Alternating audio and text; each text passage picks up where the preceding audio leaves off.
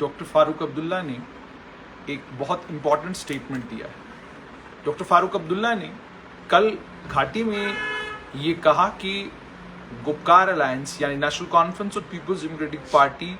दोनों राजनीतिक दल मिलकर आने वाले जब भी जम्मू कश्मीर में असेंबली चुनाव होते हैं चुनाव लड़ेंगे।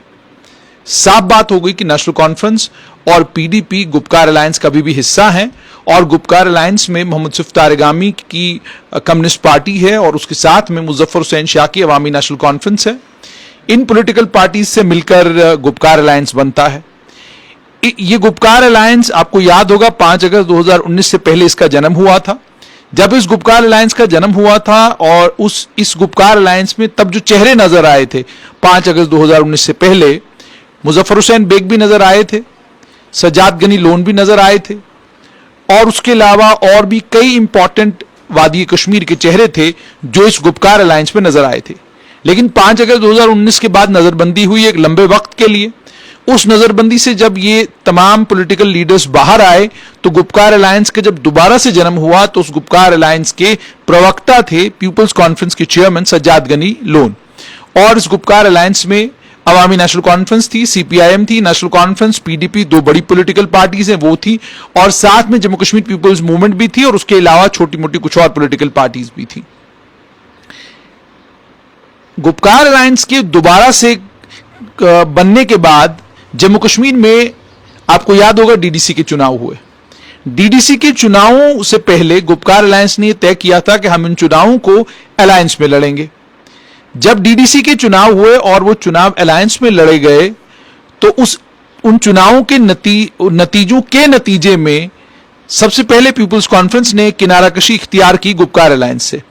उन्होंने इल्जाम लगाया गुपकार अलायंस के ऊपर कि जहां एक तरफ नेशनल कॉन्फ्रेंस के नेता डॉक्टर फारूक अब्दुल्ला ने मैंडेट बांटे गुपकार अलायंस के, वहीं पर नेशनल कॉन्फ्रेंस के जो पार्टी के कारकुन थे उन पार्टी के कारकुनों ने पार्टी की विप के खिलाफ जाते हुए उन्होंने अलग अलग कॉन्स्टिट्यूएंसियों में गुपकार अलायंस के कैंडिडेटों के खिलाफ चुनाव लड़े।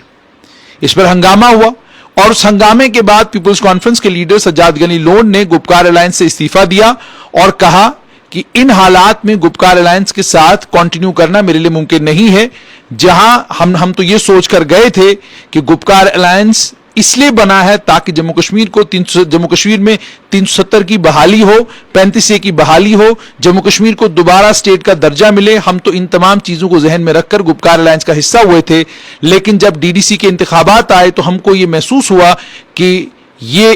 अलायंस असल में सिर्फ और सिर्फ सियासत करने के लिए बना है, सियासत के अलावा इस अलायंस का कोई दूसरा मकसद नहीं है। लेकिन उस वक्त पीपल्स कॉन्फ्रेंस ने एक और बड़ी अहम बात कही थी। उन्होंने कहा था कि हम अलायंस से अलग जरूर हुए हैं लेकिन जब 370 और 35A की बात आएगी तो हम उस वक्त अलायंस का साथ देंगे, अलायंस का समर्थन देंगे। ये बात सज्जाद गनी लोन ने कही थी। अब ये बातें मैं सारी क्यों दोहरा रहा हूं? ये सारी बातें इसलिए मैं दोहरा रहा हूं ताकि आप तक एक पिक्चर पहुंचाऊं कि जब गुपकार अलायंस वजूद में आया तो नेशनल कॉन्फ्रेंस पीडीपी के अलावा इस अलायंस में पीपल्स कॉन्फ्रेंस एक ताकतवर पॉलिटिकल पार्टी की शक्ल में वहां पर मौजूद थी। गो कि बहुत सारे लोग डिसएग्री करेंगे और कहेंगे कि पीपल्स कॉन्फ्रेंस का जो इन्फ्लुएंस है वो बारामूला और कुपवाड़ा तक महदूद है, लेकिन डिलिमिटेशन के बाद जो हालात पैदा हुए हैं उसमें नॉर्थ कश्मीर में बहुत बड़े पैमाने पर पीपल्स कॉन्फ्रेंस जो है डेंट कर सकती है। ये इस वक्त तमाम लोग कह रहे हैं। तो इन चीजों को ध्यान में रखते हुए पीपल्स कॉन्फ्रेंस एक ताकतवर पॉलिटिकल पार्टी थी जो गुपकार अलायंस का हिस्सा थी। जम्मू कश्मीर पीपल्स मूवमेंट था, अन्य और कई पॉलिटिकल पार्टीज थी। तो डीडीसी के चुनावों में एक पार्टी निकल गई और उसके बाद हमने देखा कि जब उमर अब्दुल्ला किश्तवाड़ के दौरे पर गए, आपको याद होगा उन्होंने वहां पर ताबड़तोड़ हमले गुलाम नबी आजाद के ऊपर भी किए और मुफ्ती मोहम्मद सैयद के ऊपर भी किए। ये तो चुनावों से पहले की सूरत हाल है कि उमर अब्दुल्ला सिर्फ एक दौरा करने के लिए किश्तवाड़ गए थे और कल जब इंतखाबी दंगल होगा, क्या उस इंतखाबी दंगल में उमर अब्दुल्ला या नेशनल कॉन्फ्रेंस के बाकी लीडर अपने आप को रोक पाएंगे? आपको यहां पर यह याद कराना जरूरी है कि 1999 की दहाई में जब पीपल्स डेमोक्रेटिक पार्टी का जन्म हुआ था, उसके जन्म के फौरन बाद नेशनल कॉन्फ्रेंस ने लगातार पीडीपी पर यह इल्जाम लगाए थे कि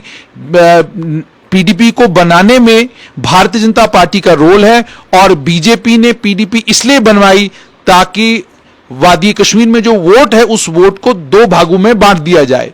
और दो भागों में बांटने के मकसद से ही इस पॉलिटिकल पार्टी को बनाया गया था। ये इल्जाम नेशनल कॉन्फ्रेंस के नेताओं ने लगाए। उसके बाद भी आपको याद होगा कि डीडीसी के इंतखाबात के बाद भी बहुत सारी वीडियो क्लिप्स शमीमा फिरदौस की और कई पॉलिटिकल नेशनल कॉन्फ्रेंस के लीडरों की वायरल हुई, जिसमें आप साफ तौर पर सुन सकते हैं कि वो क्या ख्यालात रखते हैं पीडीपी को लेकर। लेकिन उसमें एक अच्छी बात यह कि पीडीपी की लीडर और पूर्व मुख्यमंत्री महबूबा मुफ्ती ने लगातार खुद भी और अपने जो उनकी पार्टी के लीडरान हैं उनसे भी ये गुजारिश की कि आप नेशनल कॉन्फ्रेंस के अलग अलग लीडर जो बयान देते हैं आप उस पर रिएक्ट नहीं करेंगे, आप कोई जवाब नहीं देंगे। हमने एक ब्रॉडर कंसेंसस बनाने के लिए और एक ब्रॉडर यूनिटी के लिए हम लोग इन तमाम चीजों को झेलेंगे, बर्दाश्त करेंगे, लेकिन हम जवाब नहीं देंगे। सियासी तौर पर बहुत सारे लोग ये कहते हैं कि ये भी एक सियासी पैंतरा था, जिस सियासी पैंतरे का असल मकसद ये है कि कश्मीर, वादी कश्मीर में जो खासकर साउथ कश्मीर का वोटर है या सेंट्रल कश्मीर का वोटर है, उस वोटर को इस बात के लिए कन्विंस करना कि मैं ब्रॉडर कंसेंसस के लिए और यूनिटी के लिए काम कर रही हूं, कोशिशें कर रही हूं, ताकि अलग अलग पॉलिटिकल पार्टीज एक प्लेटफॉर्म पर आएं और हम 370 की बहाली के लिए लड़ाई लड़ सकें। लोग, सियासी तज्जिया निगार इस चीज को इस तरीके से देखते हैं। अब चूंकि डॉक्टर फारूक अब्दुल्ला ने कह दिया है कि नेशनल कॉन्फ्रेंस और पीडीपी इंतखाबात में एक साथ उतरेंगे, पहली बात तो यह देखना होगी कि जब उतरेंगे तो दोनों पॉलिटिकल पार्टीज के बीच में पॉलिटिकल अरेंजमेंट क्या होगा, कितनी जमीन पीडीपी छोड़ने के लिए तैयार होगी और कितनी जमीन नेशनल कॉन्फ्रेंस छोड़ने के लिए तैयार होगी।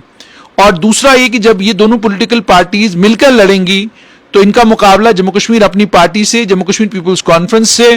और उसके अलावा कुछ बाकी पॉलिटिकल पार्टीज से भी होगा। क्या बाकी पॉलिटिकल पार्टीज उस ब्रॉडर कंसेंसस के लिए और ब्रॉडर यूनिटी के लिए और जिन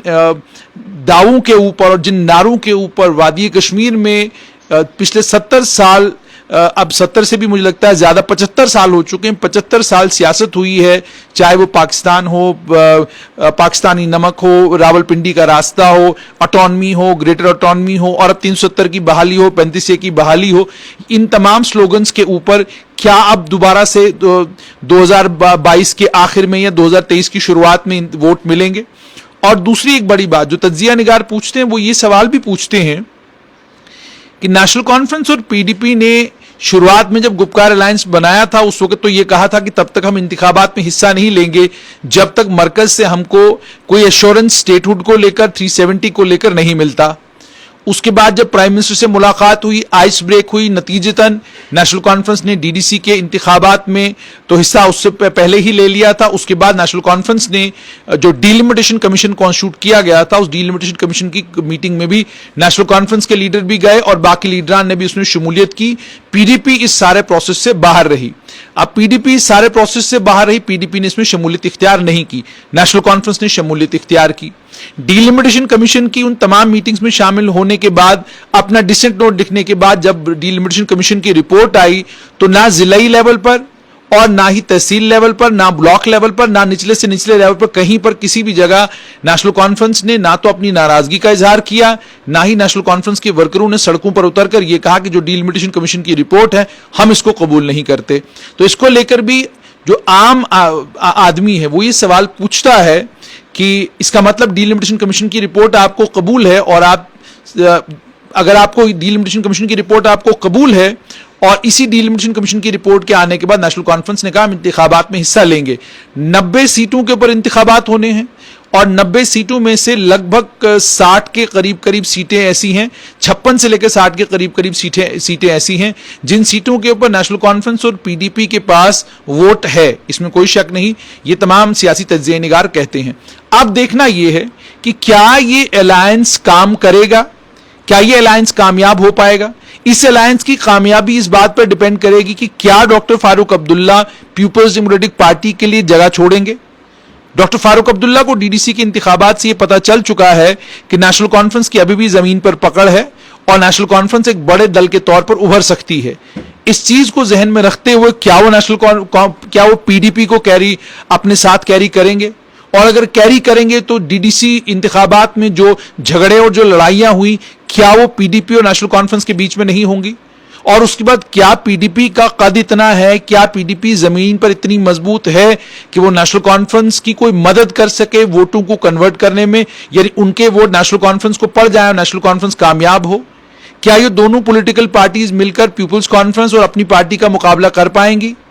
اور کیا ان دونوں پولیٹیکل پارٹیز کو کنسولیڈیٹڈ ووٹ پوری وادی کشمیر میں پڑے گا؟ اور اگر یہ کنسولیڈیٹڈ ووٹ پڑتا بھی ہے تو کیا اس کے بعد بی جے پی کے ساتھ مل کر سرکار بنائیں گے, یا صرف ایک خطے کی اور ایک خطے کے لوگوں کی سرکار بنے گی؟ اور کیا اس طرح کی سرکار کامیاب جموں کشمیر میں ہو پائے گی؟ کیا پھر وہی صورتحال تو پیدا نہیں ہوگی جس صورتحال میں مفتی محمد سید نے کہا تھا کہ یہ نارتھ پول اور ساؤتھ پول کا ملن ہے اور یہ جموں کشمیر کے لوگوں کی بہتری کے لیے ہے؟ کیا یہ سب چیزیں, یہ ساری چیزیں جو ہے سیاسی تجزیہ نگاروں کے ذہنوں میں ہیں اور وہ یہ سب سوال پوچھتے ہیں, اور وہ ان تمام سوالوں کے جواب بھی چاہتے ہیں کہ ان تمام سوالوں کے جواب بھی ان لیڈروں کو دینے چاہیے, اور یہ بھی عام لوگوں کو سمجھانا چاہیے کہ اتنے یو ٹرن لینے کی آخرکار ضرورت کیا, ہر چیز پر ایک یو ٹرن لینے کی ضرورت کیا؟ سیاسی طور پر اگر آپ کوئی لڑائی لڑنا چاہتے ہیں تو اس لڑائی کے لیے آپ کو تیار ہونا چاہیے. تو اس پر سیاسی تجزیہ نگار بھی یہ کہتے ہیں کہ ان لیڈروں کی بدقسمتی یہ ہے کہ یہ جس ریاست میں یہ سیاست کرنا چاہتے ہیں اس ریاست میں آتنکواد اور الگاواد کی آگ نے حالات ایسے رہنے نہیں دیے ہیں جن حالات میں یہ لیڈر کھل کر زمینی استر پر اتر کر الگ الگ مدوں کے اوپر جیسے باقی ملک میں دھرنے پردرشن ہوتے ہیں یہ پولیٹیکل پارٹیز بھی کریں, یہ سب کریں. اور کئی تجزیہ نگار تو یہ بھی کہتے ہیں کہ ان پولیٹیکل پارٹیز نے یہ بھی مان لیا ہے کہ نئی دلی ہی طے کرتی ہے کہ جموں کشمیر میں حکومت کون بنائے گا. تو اگر نئی دلی طے کرتی ہے جموں کشمیر میں حکومت کون بنائے گا تو نئی دلی میں تو بی جے پی ہے, اور ظاہر سی بات ہے بی جے پی تو پوری کوشش کرے گی کہ ان کی حکومت جموں کشمیر میں بننی چاہیے. تو وہ تجزیہ نگار پھر پوچھتے ہیں تو کیا پھر بی جے پی اور نیشنل کانفرنس کی حکومت جموں کشمیر میں دیکھنے کو ملے گی؟ اگر بی جے پی نیشنل کانفرنس کی حکومت بننی ہے تو پھر یہ الائنس جب پہلے انتخابات لڑے گا تو بعد میں یہ الگ کیسے ہوں گے؟ یہ سارے سوال عام لوگوں کے ذہنوں میں بھی ہیں, سیاسی تجزیہ نگاروں کے بھی ذہن میں ہیں. لیکن ایک بات تو بالکل صاف ہے, بالکل کلیئر ہے, وہ یہ ہے کہ آنے والا کل جموں کشمیر کا کچھ بھی ہو, لیکن ڈاکٹر کرن سنگھ کی وہ بات جو انہوں نے آج سے لگ بھگ 30 سال پہلے بی کے نہرو کو کہی تھی, وہ لگتا ہے بات آج بھی سچ ہے کہ اگر آپ 3 خطوں کو دیکھیں, جموں, لداخ اور کشمیر, ان تینوں خطوں میں کوئی چیز ایسی نہیں ہے جو تینوں خطوں کو ایک دوسرے سے ملاتی ہے. یہ بالکل الگ ہے تینوں خطے, اور ڈاکٹر کرن سنگھ نے اس وقت میں کہا تھا کہ ان تینوں خطوں کو الگ کر دیا جانا چاہیے. سیاسی تصویر جموں کشمیر کی کیا بنتی ہے کل کو وہ تو آنے والا کل بتائے گا, مگر جو سیاسی طور پر ہو رہا ہے اس کے نتیجے مارچ تک آنے کا امکان ہے, کیونکہ انتخابات ہوں گے تو اس کے بعد نتیجے بھی آئیں گے, اور نتیجوں کے بعد یہ پتا چلے گا کہ کیا گپکار الائنس واقعی الائنس کے طور پر ایگزسٹ کر پائے گا. اور اگر سیاسی تجزیہ نگاروں کی مانی جائے تو پاسبل اور پروبیبل یہی ہے کہ انتخابات کے ہونے کے بعد جموں کشمیر میں ایک صورت پیدا ہو سکتی ہے جس صورت میں نیشنل کانفرنس اور بی جے پی کی الائنس کی سرکار بن سکتی ہے. اس کی سمبھاونا ہے, پاسبلٹی ہے. لیکن اگر گپکار یہ طے کرتا ہے کہ ہمیں جموں کسے ووٹ دیتا ہے, کسے ووٹ جموں سمبھاگ میں کس کو ووٹ پڑتا ہے, کس کو ووٹ نہیں پڑتا ہے, ہمیں اس سے کوئی فرق نہیں پڑتا, تو کیا اس طرح کی کوئی سرکار جموں کشمیر میں کامیاب ہوگی؟